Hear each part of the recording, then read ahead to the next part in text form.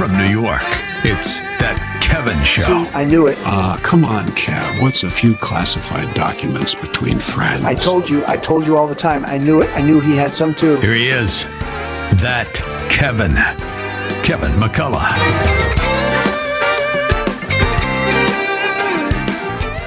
Great to have you on a Saturday night. Thank you for being here. We've got a lot to get to.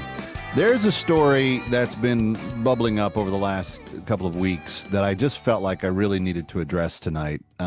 It's one of these stories that I feel like is so out of control in terms of how the public debate is going about it that we just need to shed some clarity on the matter. And it has to do with something that I've been tracking on my daily show for the better part of the last 2 years.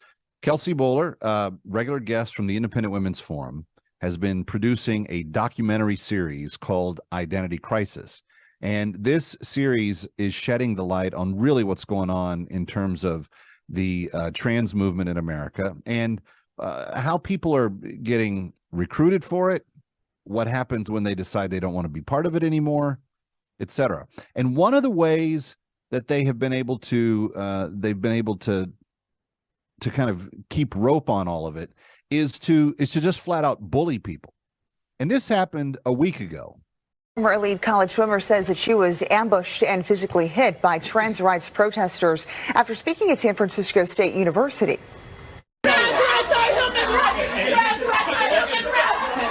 Riley Gaines posted video on Twitter last night saying she was confronted by a trans rights activist. Gaines is a former competitor of controversial trans swimmer Leah Thomas. Gaines says police escorted her to safety and that she was forced to barricade for 3 hours in a classroom.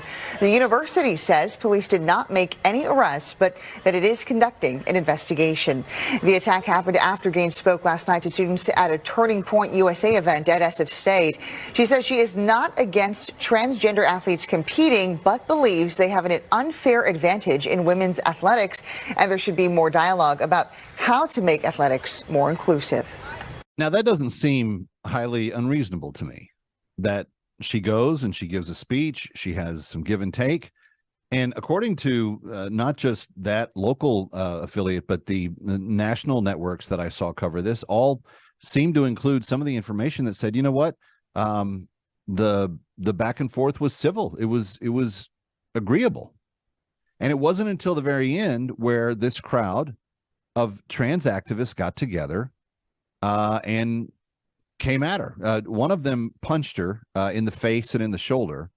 A biological man punched the woman who was the swimmer there, talking about why she did not want to compete against men anymore because she had been basically gypped out of an award by a guy that swam in her place. And she's talked about how openly this has really, brought a lot of pain in her life. No one has asked us how we felt.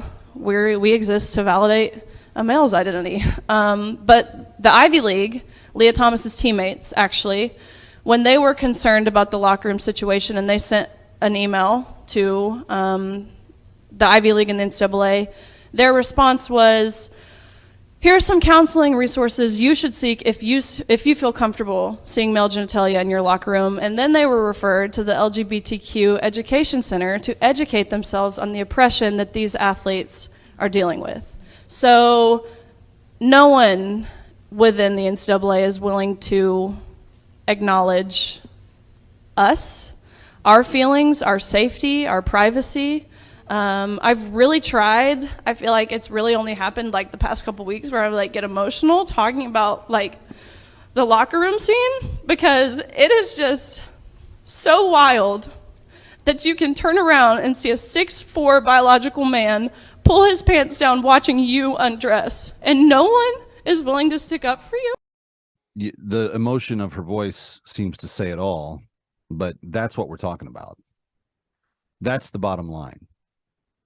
So it's about women being treated as having full agency for themselves and not wanting to be there to placate men or how men feel. So it's very interesting that Pete Buttigieg this week took the opportunity to describe it something like this. That's not great territory for them to be debating on. So what do? They find somebody vulnerable and pick on them, which at the moment is largely the trans community. And they find something to talk about which can go between the laughable, like is Donald Duck going to make your kid gay, to the incredibly dark, which is the suggestion that the very presence of someone who is gender nonconforming or trans or gay or lesbian or otherwise different, that the very existence of somebody like that is an adult subject, right? That if my kids in, let's say, a first grade classroom were to mention in passing that over the weekend they had a great time going with their dads to the zoo, that they would have somehow, by saying that, uttered something age inappropriate and get us really fired up about that fight. So now Riley Gaines is the problem because she doesn't want to have a 6'4" man whip out his member in front of her in the locker room. Pete Buttigieg makes Riley Gaines the aggressor. She's the victim. But in his world, she's the aggressor because she chooses to want privacy. She chooses to disagree with his way of characterizing all of that. And that, according to her testimony there at Speaker McCarthy's office, when Leah Thomas's own teammates had problems with it and they sent an email, they were just directed to the local LGBTQ agency to get counseling for why what they were seeing shouldn't have bothered them. This is the kind of grotesque milieu of mixed up worldviews coming home to roost. And Pete Buttigieg, in his classification of saying that this is what conservatives do because they don't have an answer to gas prices or to, that's not true. We have answers to all of it. The answers to gas prices is don't declare war on American energy and we can lower gas prices. Reopen the pipeline. We'll lower gas prices. Allow more leases for drilling to occur. We will lower gas prices.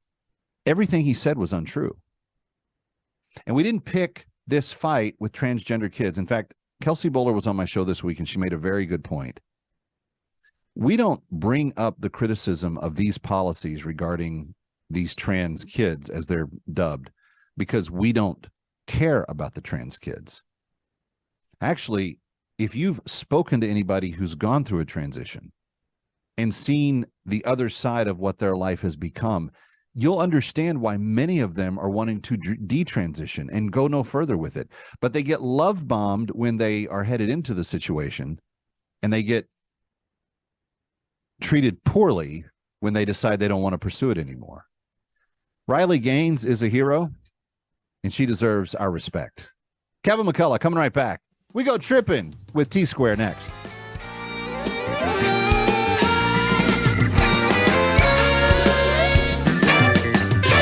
Ready or not, he'll be right back.